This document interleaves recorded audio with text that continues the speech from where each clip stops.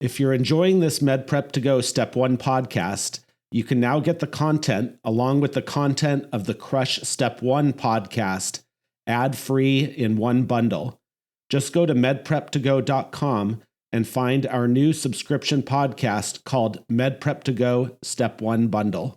Every who down in Who Newville liked the holidays a ton, but where to get great prices on gifts, they had no idea. None. They searched and they searched for great gifts under $25. Gifts for spouses and friends and even their toddlers. When suddenly one who shouted, Walmart has what you want, knowing they have Lego, Tree Hut, and low prices to flaunt. So they enjoy the holiday season as Who's often do, cheering and shouting, Walmart has incredible gifts. Who knew? Find gifts they'll love under $25 at Walmart. John Legend, Sheryl Crow, Elvis Costello, and Alanis Morissette star in the MGM Plus original series, Words and Music. Iconic artists share intimate performances and the stories behind the songs. New episodes Sundays on MGM Plus. Hi, everyone. This is Ted O'Connell. I just want to let you know that we have launched a Step 2 QBank podcast, very similar to our Step 1 QBank podcast. Each episode will have 3 questions so that you can study on the go. We are actively recording these and plan to release a new episode every 2 weeks.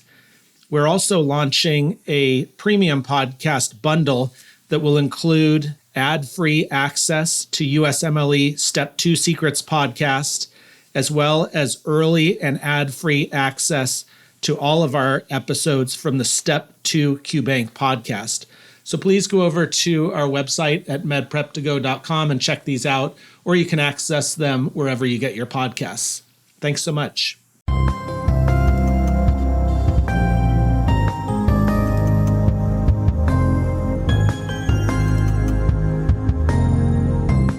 Hi, everyone. This is Dr. Ted O'Connell with the Med Prep to Go podcast. We have something special in store for you with this particular episode. As you probably know, the intent with this question bank and podcast was for the content to be crowdsourced by medical students and residents like you. One particular medical student by the name of Alexandra Conway from the Kaiser School of Medicine at Dartmouth has been doing a really outstanding job in contributing questions to the question bank. So we thought we would ask Alex if she would like to narrate an episode of the podcast. And to our delight, she said yes. So in this episode, Alex is going to be reviewing 3 of the questions that she has written herself. We hope you enjoy the episode. Take it away, Alex. Hi, my name's Alex Conway, and I'm a third-year medical student at Kaiser School of Medicine. Pathology question 31. A 41-year-old man presents to his primary care physician with concern about unilateral testicular enlargement, noted last week by his sexual partner.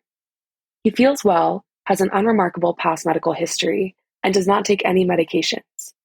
On physical examination, his right testicle appears homogeneously enlarged and is non-tender to palpation. Laboratory studies indicate elevated levels of human chorionic gonadotropin, HCG, and placental alkaline phosphatase, PLAP.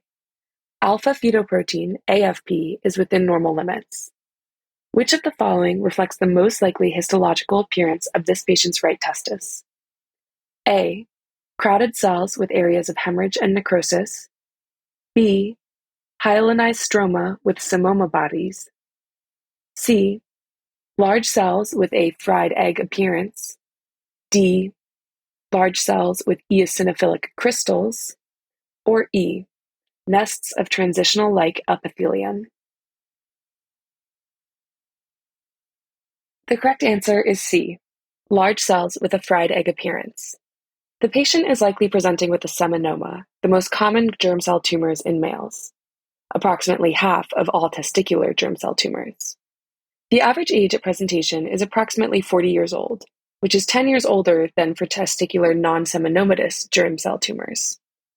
Besides age, there are no other reliable clinical correlates. Serum tumor markers are usually normal with seminomas, though HCG may be somewhat elevated. Placental alkaline phosphatase is a very sensitive marker for germ cell tumors and is positive in greater than 95% of seminomas, but it lacks specificity. Seminomas are analogous to dysgerminomas in females. Seminomas are malignant, but have an excellent prognosis as they do not metastasize until later in their development and are highly radiosensitive. Answer choice A, crowded cells with areas of hemorrhage and necrosis, is incorrect. This describes an embryonal carcinoma, a malignant germ cell tumor that is typically painful. These tumors may present with elevated alpha-fetoprotein, AFP, and HCG, and have a worse prognosis than a seminoma. Answer choice B, hyalinized stroma with psammoma bodies, is incorrect. Psammoma bodies are characteristic of serous cyst adenocarcinomas, which are derived from ovarian epithelial cells. They may also be found in a variety of other neoplasms, including papillary thyroid carcinoma and meningioma. Answer choice D, large cells with eosinophilic crystals, is incorrect. This describes Reinke crystals, which are a feature of Leydig cell tumors. These tumors are typically benign and present with elevated levels of androgens or estrogens. Answer choice E, nests of transitional-like epithelium, is incorrect. Transitional-like epithelium may be found in Brenner tumors, which arise from ovarian epithelial cells. These tumors are additionally characterized by coffee bean nuclei on histology. Key learning point. Seminomas are the most common testicular germ cell tumor and are characterized by a fried egg appearance on histology. Pathology question 32. A 12-year-old girl presents with her father to the urgent care clinic with a complaint of right flank pain. The pain started suddenly a few hours ago, is sharp and unremitting, and is not relieved by positional change. She has been otherwise well, with past medical history significant only for asthma. She does not take any medications and denies recent travel. The father states that some of his family members have kidney problems, though he is not sure what kind. Physical examination reveals tachycardia and extreme right flank tenderness to palpation. Urinalysis reveals hematuria, and additional testing of the urine indicates elevated levels of ornithine and lysine. Which of the following additional urinalysis findings is most likely? A, coffin lid-shaped stones that are radio-opaque on radiography. B, diamond-shaped stones that are radiolucent on radiography. C, envelope-shaped stones that are radio-opaque on radiography. D, hexagonal crystals that are faintly radio-opaque on radiography. Or E, muddy brown casts. The correct answer is D, hexagonal crystals that are faintly radio-opaque on radiography. This patient has cystinuria, a hereditary defect in proximal convoluted tubule reabsorption of cysteine, ornithine, lysine, and arginine. Cysteine stones are poorly soluble and precipitate out at low pH. Urine alkalinization, low sodium diet, and chelating agents such as penicillamine are used in treatment. Answer choice A, coffin lid-shaped stones that are radio-opaque on radiography, is incorrect. This describes magnesium ammonium phosphate stones, which are caused by urease-positive infections such as Proteus mirabilis. These stones often form staghorn caliculi. Answer choice B, diamond-shaped stones that are radiolucent on radiography, is incorrect. This describes uric acid crystals, which are more common in patients with hyperuricemia, gout, and tumor lysis syndrome. Answer choice C, envelope-shaped stones that are radio-opaque on radiography, is incorrect. This describes calcium oxalate stones, the most common type of kidney stone. These stones can result from hypocitraturia and ethylene glycol ingestion. Answer choice E, muddy brown casts, is incorrect. This describes dead renal tubular cells found in acute tubular necrosis, ATN. ATN is most often due to ischemia or nephrotoxic agents such as aminoglycosides and iodinated radiocontrast agents. Key learning point. Cystinuria is characterized by hexagonal crystals in the urine and is caused by defective proximal convoluted tubule reabsorption of cysteine, ornithine, lysine, and arginine. When the holidays start to feel a bit repetitive, reach for a Sprite Winter Spiced Cranberry and put your twist on tradition. A bold cranberry and winter spice flavor fusion, Sprite Winter Spiced Cranberry is a refreshing way to shake things up this sipping season. And only for a limited time. Sprite, obey your thirst. This episode is brought to you by Indeed. You're ready to move your business forward, but first, you need to find the right team. Start your search with Indeed-sponsored jobs. It can help you reach qualified candidates fast, ensuring your listing is the first one they see. According to Indeed data, sponsored jobs are 90% more likely to report a hire than non-sponsored jobs. See the results for yourself. Get a $75 sponsored job credit at Indeed.com/podcast. Terms and conditions apply. Pathology question 33. A 67-year-old woman presents to her primary care physician for evaluation of persistent skin lesions on her upper extremities for the past 2 weeks. She states that the lesions begin as blisters before popping and becoming painful erosions. Her past medical history is significant for cystinuria treated with penicillamine. On physical examination, she has numerous bullae and erosions on her upper extremities, with similar erosions on her oral mucosa.